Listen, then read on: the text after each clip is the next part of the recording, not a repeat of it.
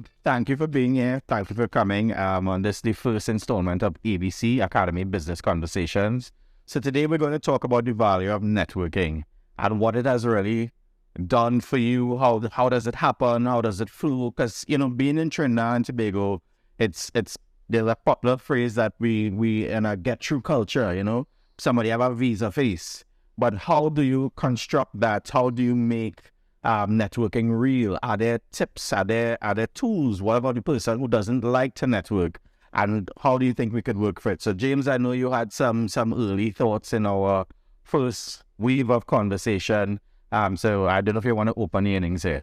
Yeah, fine. I mean, so for me, networking, it doesn't necessarily feel like it's an easy thing to do. It doesn't necessarily feel natural. I think we like small talk. Some people really like that. Some people don't really like the small talk. I think the first step is just to realize, well, networking can have impact, right? Especially if you're in certain types of careers. Maybe you're an entrepreneur, maybe you're kind of very sales focused in what you're doing, or maybe you're in a big corporation and you need sponsorship within that organization to move up or something like that. So I mean, understanding what the value of a network could be to you. But then what is networking? Like somebody might say, you're talking about the value of a network might be too, but someone might say that is get through. But I get a sense that it could be bigger than that. And if I may jump in here, I think we probably overthink networking sometimes. We think it has to be this structured thing. Right. So I'm going to network today. Like, it's not a verb. It's a part of your daily life. So it's conversation. It's talking to somebody who you may have spoken to every day of your life for 20 years, but they might say something new that you needed to know at that point in time that creates an opportunity. And I think if we simplify it that way, it takes away some of the anxiety that people may feel around the pressure to network. Right. So like Kathryn, you were mentioning that networking really isn't you need a thing. She didn't say it's not her thing. She said she did. I need it. So tell us a little more about it. So for me, I had most of my interactions to have like some level of authenticity, some level of genuineness. Right. And so something about networking for me has always spread like it's like a means to an end type conversation. Right. And I like to have conversations that create like real connection to the point where like I feel like sometimes I'm talking to people and they're like, oh God, you're heavy and down the thing. Like, well, we just can't have like a normal conversation here.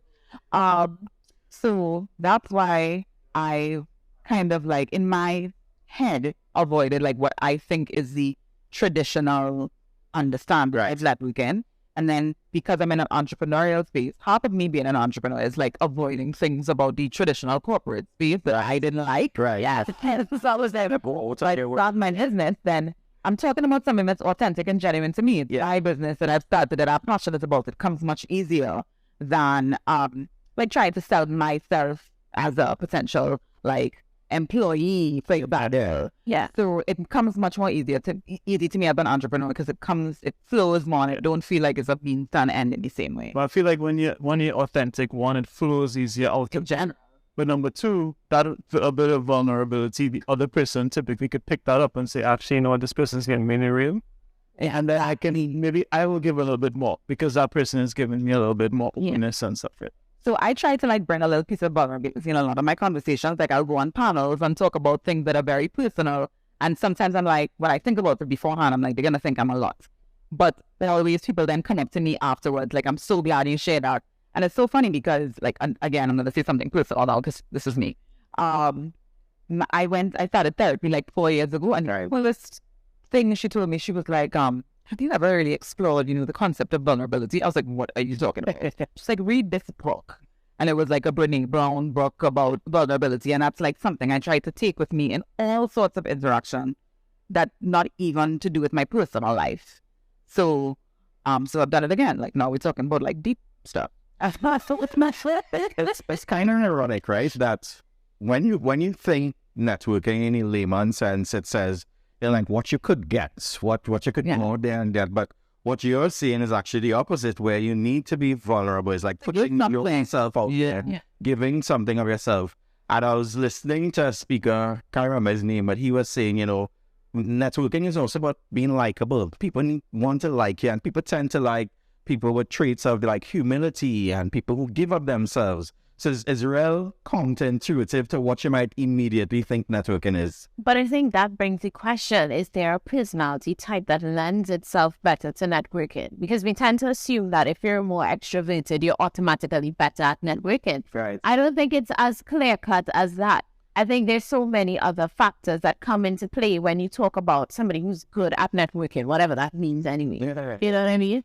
But I mean, not because you're extroverted means that you network well. You may actually not be a good networker, and then you may have an introverted person who's better at listening and then being able to zone in on things that create opportunities. So I think it's that again, it's demystifying this idea that there is a particular way to do it and appreciating that, you know, it's really about listening for the opportunities in any conversation. I always remember my mom she was in HR, recently retired, and you know, anybody who, you know, knew her or meet her, whatever, they think, oh my God, like she's so amazing and engaging and whatever. But the flip side of that was when mommy got home on an evening, it was like, hi, okay, pleasantries, up the stairs, door closed, blah.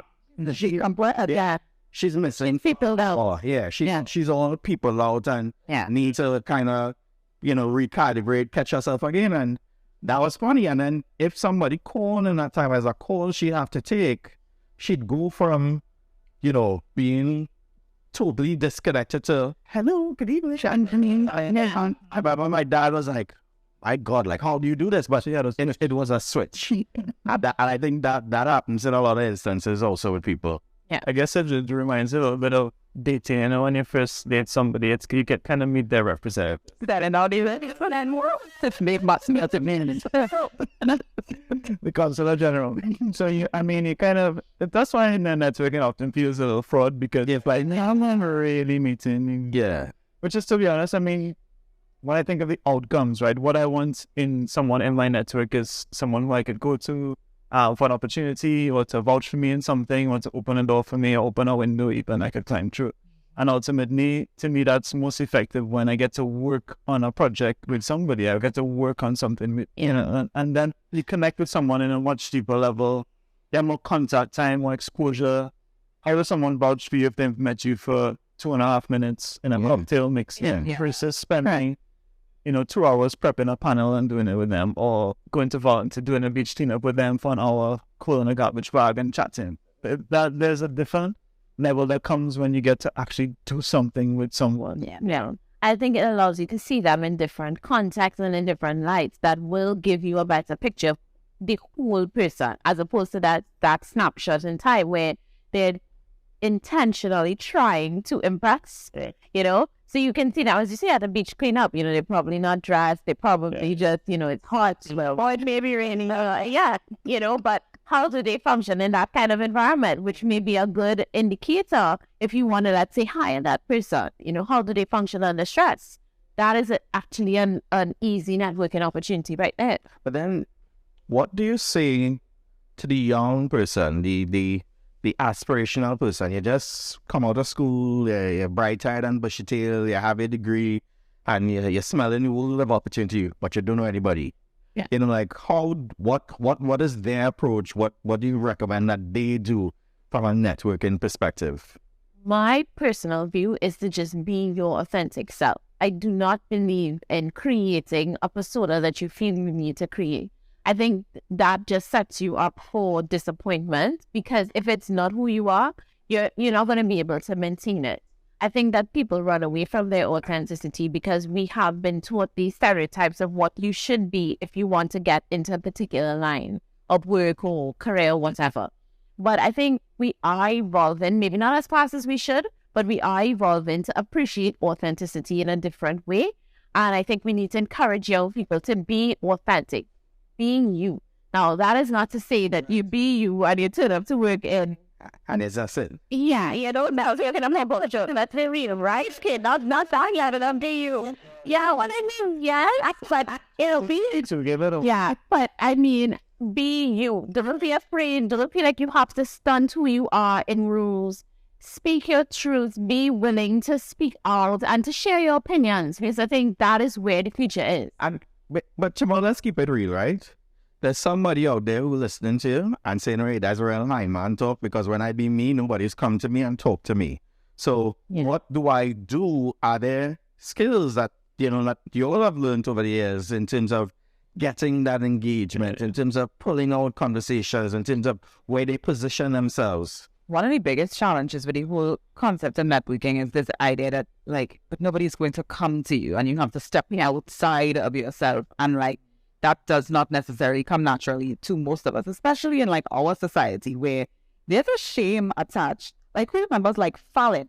Yeah, or in the networking, my God, this was the thing, that's all in the behavior in a socially and about it. Yeah, I know, right? And you are out there in the market, and we're trying to get the dollars to get the dirty product. It's not, and I still plus one. Yeah, well done. What the yeah, for real. But yeah, like, it's a complete 180. You have to complete 2. And then that's going to mean that this was not. Yes, cool, yeah. And so, that shift in your mind that, like, people are not going to come to me. I have to go out there and try to deal with like the personal difficulties there. That's all right. Yeah. I mean, I think of when people reach out to me now or they want some advice, someone out of school to come back to the example. What I don't respond so well to, like on LinkedIn, would be someone who messages me saying, "Hey, how are you?" I think, would you not sing that crap? Just I want to be one over, no. But they write to me and say, "Okay, I saw that you lived in London for a long time, and I'm a trainee moving up there, and I just really want to talk because connect me." So, I mean, nowadays you have so much opportunity to search to. Yeah. Yes. Like, find the right people who you want to talk to, do a little research and figure out, okay, let's put the story together. Let me ask in a particular context. Yeah. You know what I'm saying? But I think it goes deeper than that, because see what you just said, for some people, nobody told them that. So they may think a conversation starters, "Hey, how are you?" Yeah, because it's a friendly thing to say. Yeah. But I guess it also takes a certain level of guidance and coaching to teach people how to even have conversations. Because I think if we simplify networking to conversations, there's a whole school of thought around having proper conversations now, like it's a thing. Yeah. And I think that's where we need to start to coach younger people. It's not, so, "Hey, how are you?" It's not okay. All right? Just like submit a resume without your phone number. It's not okay. WYD? Yeah. Well, definitely not WYD. But I was just saying, like, it's about, okay, if you're going to approach somebody for assistance or for a connection, then give them the information that they need, tell them what they need to know about you, and that brings a different effect to, "Hey, how are you?" Yeah. And then it's like, it's not even necessarily people who don't have experience or who don't know these skills. Yeah. Some people are just in it for themselves, and it's very obvious from their approach. Yes. So one of my favorite examples is we have all these online e-commerce marketplaces popping up throughout Trinidad, especially during COVID, right? Yeah. And so obviously they're reaching out to all of the local small businesses, and many of them, a large percentage of them, do not do any research on what your current e-commerce capabilities are. So they come in to tell you about all what they could do to, like, improve, your access to your customer base. And I'm like, well, I've had a website for 7 years now. So clearly you've Been there, done that. absolutely no research on my company and where I am. And that already has put me off, But if it was like, "Hey, Kathryn, see that, your website is doing really well, I look for some of your SEO and that type of thing, and this is how I can help you additionally, as opposed to what you need, then that's a different. So then there's a common thread coming out in terms of you talk about, for example, LinkedIn engagement, of which, in my professional space, that has been a whole broad conversation where I've said that sometimes in Trinidad, the cold call, the cold LinkedIn message isn't very responsive or whatnot. Yeah. And then you are talking about even in the engagement, the common thread really speaks to research and knowing your audience and who you're talking to. And to put it in a layman term, it's like back in the days, you're tracking, some money. We're going back to the... Yeah, I found it. All right, tell me. You run Nathan, it's not working. Make it very often say, you would do your research, you would understand where she's from, or where the person, where he's from, or whatnot, and then how do you engage? What was your opening you're looking for in? So similarly, I think networking really kind of straddles that world, and there's some similarities in that space. So point one is research. Yeah. Do your research. Somebody asked me the other day, they were like, you know, would you like to take your dog on a walk with me? I was like, absolutely, because they're not like obsessed with my... That's interesting. Yes. So, but research into the affinity. And Yeah. that's one thing that I found when I used to live in the States or in London, much easier to network in a space where there were Caribbean people or ethnic minorities, the things that I felt like I could connect to much easier. And through that, I met extremely, I go to Black British Business Awards and know like half the people. Yes. Because after a while, I'm in that, and they're pretty senior people, but you felt that you had access through some affinity or whatever. The dog walking, not saying example, but so it's kind of like, and maybe these groups aren't as clearly structured in Finland. So maybe that's a bit of a gap. But then I think maybe that's an opportunity too. You want to create an affinity, maybe set up a group like that. Say, okay, young professionals of X interest. But I think, that's a good point, right? But I think there have been many groups like that, but they've been very superficial. So they form all of these associations and young professionals this, or I don't want to call any names, but I'm just saying, like, and then it's all about, so they have these networking events and, everybody chooses, they swirl their glasses around. But then what happens at the end of it? Is there a genuine interest to follow up and really, like, form connections, or is it just a thing? Yeah. I think that's part of the problem that we face with networking in Trinidad. It's a thing. But is it a Trinidad thing? I didn't want to limit that. I think it happens everywhere. Yeah. But spot on, is that I think it's definitely a challenge that people face. Yeah. The other side of networking too. I mean, we talking about it and it sounds nice, but I think there's a element of persistency needed in networking. You have to get comfortable with hearing no, because not everybody is going to be receptive. Not everybody is going to be engaging. Not everybody wants to hear small talk. Yeah. So you need to, that proverbial duck off a water back, like, shake up that, like. But I think maybe another point that you can tell to younger people regarding this is that you have to build a certain level of self-assurance, and you have to build a certain level of confidence in who you are. Because you have to appreciate that networking isn't always going to be a pleasant experience, But again, I will bring up this very sheen circus culture that we have. Like, rejection is embarrassing. We are small, and it can be very off-putting. It can be discouraging. Yeah. And so, if we could then come and tell them, networking, you have to be able to, like, have the words off the back, but, like, are we teaching them this in a very holistic way? And like, this is life. These are lessons for life. Like, this idea of being ashamed when these things happen needs to be discarded, as opposed to just for networking or just for relationships or just for anything else. Not everyone's gonna like you, and not everyone wants to talk to you, which is okay. I think it kind of, if you're in business development or if you're in sales, there's a funnel. Yeah. People are gonna drop off, but that's okay. That is part of it. That's why you start with 10 leads. Yeah. There's 2 sales. That's why you start. And kind of networking, think of it similarly. If you want to apply to top universities and it's 10% acceptance rate, you need to apply to 10 to get into one. And it's not that really too special. Yeah. Just think you average, man, and just fill the numbers. So the numbers game in networking also means that if I want to talk to people in the fashion space, well, I better reach out to the 20 people if I probably wouldn't get to talk to 3. And you kind of play a little bit of the numbers game, and don't feel like it's you.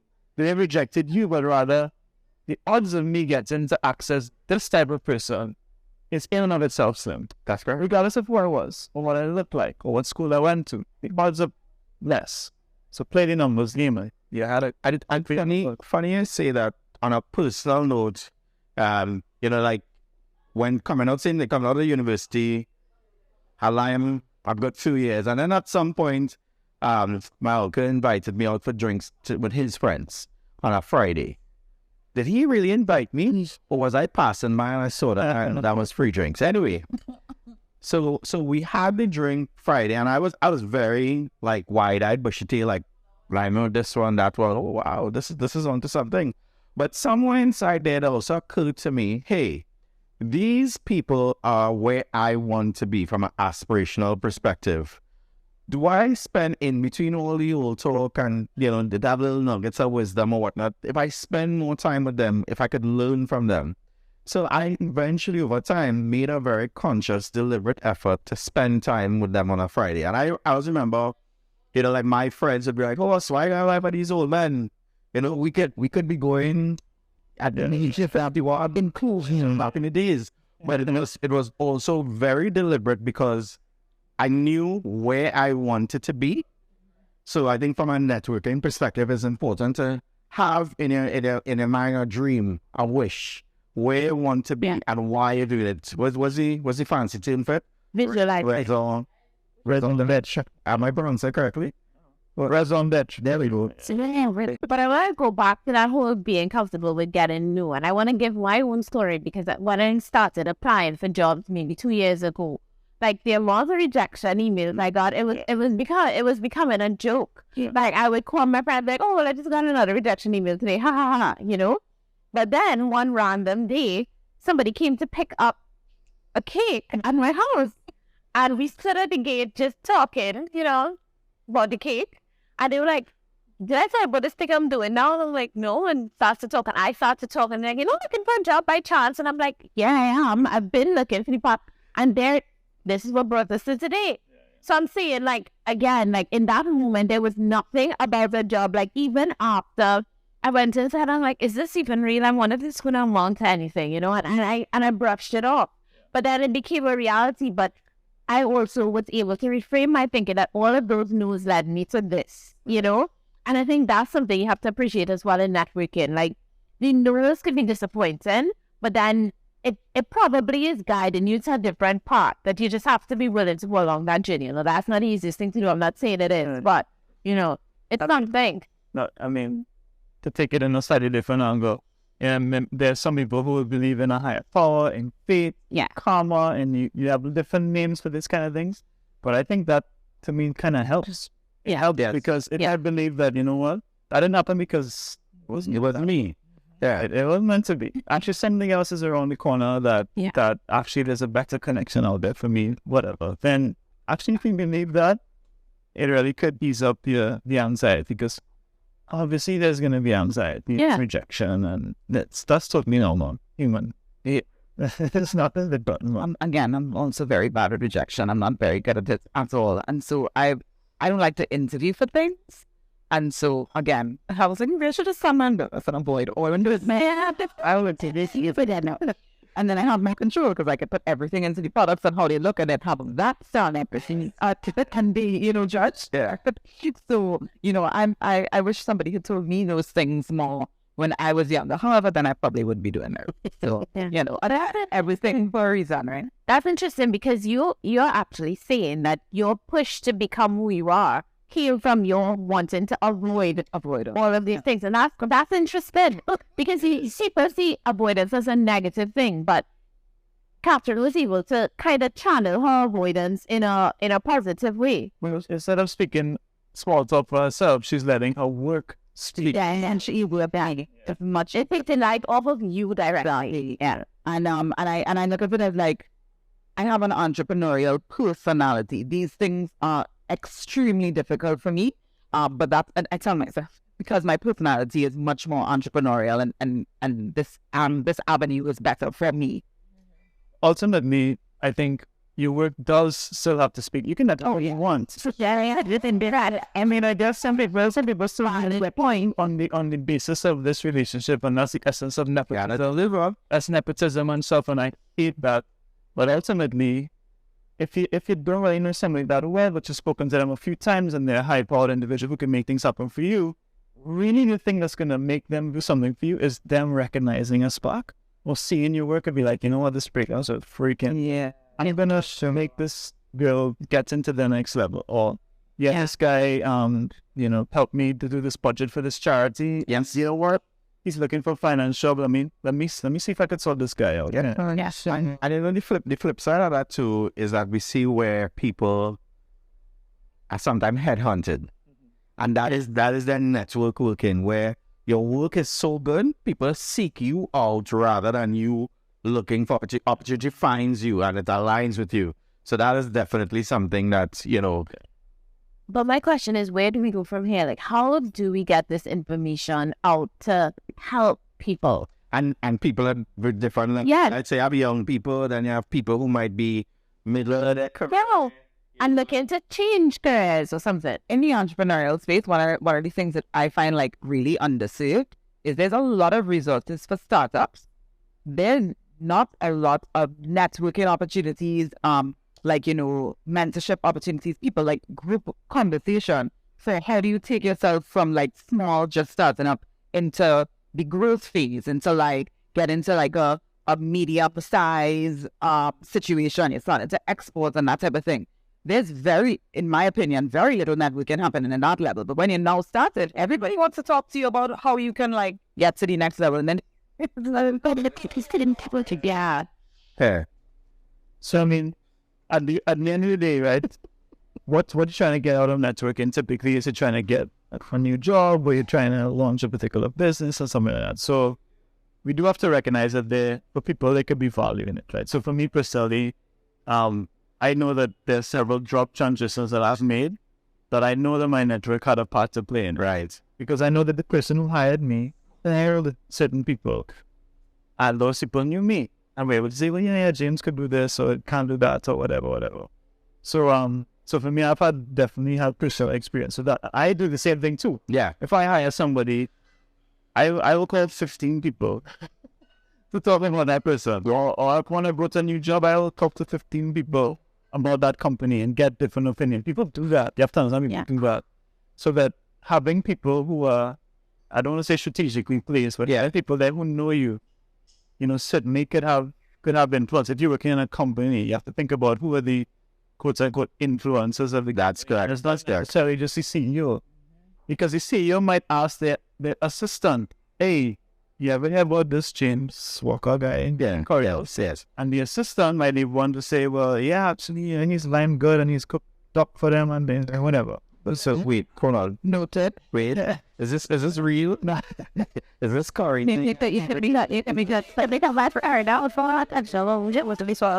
Sorry, Dad. Yeah.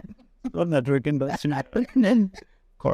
Curry, but it's together. And what I tell people that all the time. But no, good point, James. In terms of, you know, that cool, and you know what, the corridors tend to be very honest. You know, so there's the dressed up version of the person that you're here, and I'm blah blah blah blah blah. But then, what are the whispers? What is also said? What is said? You know, that informal network. And I mean, you take it with a wheelbarrow of salt sometimes, but it tends to give you, you know, very, very clear perspective sometimes on people in terms of balancing the dress up and the showman part of it. But I think that's also going back to the point about being authentic in every circumstance that you're in. Those are the things that people remember. So that when it gets to the corridor conversations, people are going to remember the things that stood out about you and tell that story, as opposed to trying to be something else that feels unnatural, you know? So in every circumstance that you're in, try to just give of your authentic self. I think that's like a learning point, a takeaway. Well, let's go into the breakthroughs then. So, like, what do y'all feel were moments that gave you a particular breakthrough that you even in your business or career? What would you say for that? I would say, so I straddle two wheels in terms of my day job, and then I have entrepreneurial pursuits also. And in my entrepreneurial pursuits, I think I kind of alluded to it earlier, I had to disavow myself of that no element and somebody telling you no and shutting it down. And I recently heard a speaker saying that if you knew it had 50 no's to your eventual success, how would you feel when you heard no number 20? Because you just marking them off. You just marking them off because you know you're working to that 50. Whereas sometimes we hear the 20th no, it's like, well, nobody don't want me. So I just seen there's a element of persistence. So from my personal story, my entrepreneurial product, like one of our dreams was actually being on the road for Carnival and with one of the bigger bands. And man, we talked to all kind of bands and this one, that one. And then eventually we talked to the big band in Trinidad. And, you know, it had a little back and forth, but there was a level of persistence with it, knowing what we wanted out of it. And then when we got that story, we hit that target, and they had a good experience. It really acted as a testimonial for other opportunities that came after. So I think for us in my entrepreneurial life, that was a major breakthrough. But from a networking perspective, we had to get accustomed to hearing no and not letting that discourage us. Fun fact within, Guyana's popping off with oil and gas. Right. And in that basin, there were actually 40 dry holes. Dry hole meaning they drill and you didn't find anything. 40. Each of these wells cost millions of years. Right. Can you imagine the 26th well? They're like, shit. I mean, and then 40 wells later, all of a sudden, cool. Wells is oil and gas, growth region, whatever. But I think you kind of internalize that for your kind of own personal story as well. But I like the example that you gave too, because to me, sometimes the breakthroughs that you need, you don't have to say big break. You can say your mini breakthroughs, your micro wins, actually. Correct. Are the things that, especially for young people, and it's to celebrate those little micro wins. I think for me, I definitely tied it back. When I was in university, went to undergrad in the States, and I had applied for this program, and it was for a conference, to be part of a conference in Japan and Singapore. Plus a course that you have to do for the semester to prep you for this thing. It was on technology and entrepreneurship or so. And I really didn't think I would have gotten to apply and interview and surprise and whatever. And I remember coming home for Christmas in Trinidad, check my university email, and saw that I got through it. And at that moment, it kind of like penny drop light bulb flicked on and whatever. And it was like, well, if I could get into that, well, I'm gonna go and apply for Yale grad school. So kind of give you the confidence. Yeah, and keep thinking back, it wasn't I'm not sure that it was necessarily that low of an acceptance rate for that conference necessarily, but for me at that age, I said, this is a win, and then you kind of build, and then once you recognize it, kind of micro wins, you kind of build on it. But to build on it to then get to that one thing. Yeah, spot on. I mean, I guess I could give my story about my fruitcakes, which started off as just something I did. You know, my great-grandmother taught my grandmother taught my mother taught me, and I just, and it is really starting where I remember once my cousin and his friends came over, and I gave them a slice of the cake, and they're like, you made this, Steve? And I'm like, yeah. And so instead, okay, well, I would like to buy one from you. I'm like, buy one? No, I mean, I'll just give you one. We have extra cakes, But then after that, he would keep coming back, and he's like, no, I would like to buy a cake. And then after that, like, I would take cake for Christmas lights, and people would be like, oh, well, I would like to buy. And at first, it was a very weird experience for me, because I'm like, why are people buying this thing? This is just something I do. But then, as you say, the small wins along the way. And then it builds your confidence. It's like, oh, people like this thing. Like, it tastes good. It's something that's worth paying for. And then, you fast forward to today, and it's like a business, But it is about celebrating those small wins, because you can't, starting off can be very daunting for anybody, whether it's in business, in corporate, and whatever. And it's about taking the little bits of from it. It's the same thing when I started this job, which was very much a difference from my previous job. And I used to have anxiety, because you feel like, oh my God, do I fit this profile? And, well, these people expect this level of delivery and presentation. I need to know this. And it's just week by week going and trying, taking the criticism sometimes and the feedback. Well, I don't like to say criticism, I say feedback. You take the feedback, but you take the good with the bad, and you grow, and but you have to be open to it. Yeah. Did you feel like you had in your business, you had small steps, or did you have like big leaps about you then? Definitely not big leaps. Like, it's all been very, very gradual. But what I was going to talk about with my, it's like an internal breakthrough that centered around networking. So it's not necessarily like, oh, I networked and increase my revenue by 50%. Like, no. It's more that I got through to one business development program through Chevonne, and I realized that coaching was really useful, and it was good for me to have somebody to be accountable to. And I started doing mastermind groups with a new coach, and that means so we would be monthly, we would have all these women in business giving each other feedback, setting goals for the next month, and then the next month we come back and talk about what we accomplished from the last time. And so it was much more like authentic for me, the type of way that I like to network. I get to share every month. I get to talk about what I've been doing, and I get to hear people's opinions and get their feedback. And that grew my network with different people. I've been doing it for 4 years, and different people have come in and out of the group at time goes, and the network grows like gradually. But that has been, for me, it's helped me bring the most structure into the business, be most accountable for my successes, for my failures, for everything. And so that's where I see it work more for me, as opposed to like this. That's not like a chatbot network.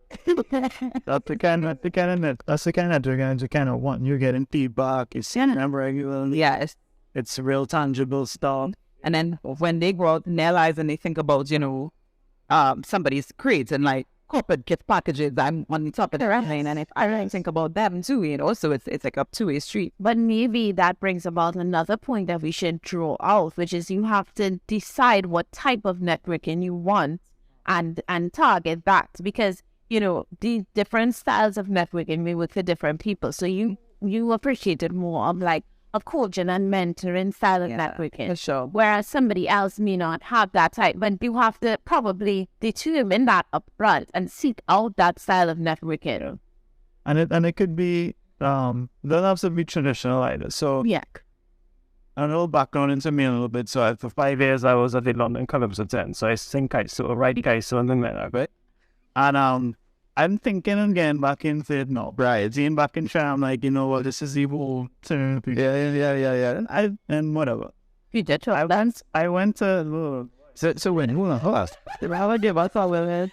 Hello. Interested. Just hit because I know we like pop up the line. They brought it up. It's not necessary. What I'm saying is that we went on this weekend to a nice place, right? A nice part of town, overlooking this more woodsy looking place. I said, I want to check that place out. Right. Went into it afterwards and ended up speaking to this guy. He must be like 65 years old, Woodbrook resident. And very, very down to earth kind of character. Yeah. That way.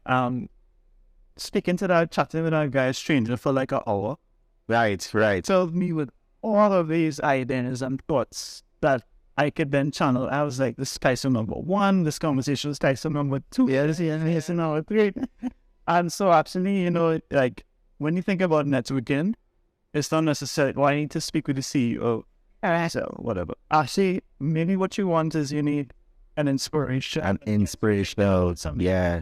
You're going into a business and you want to be a fashion thing, but maybe you need to speak with the person who is real fly, walking downtown one day and say, hey, come tell me where you're going them things, and tell me.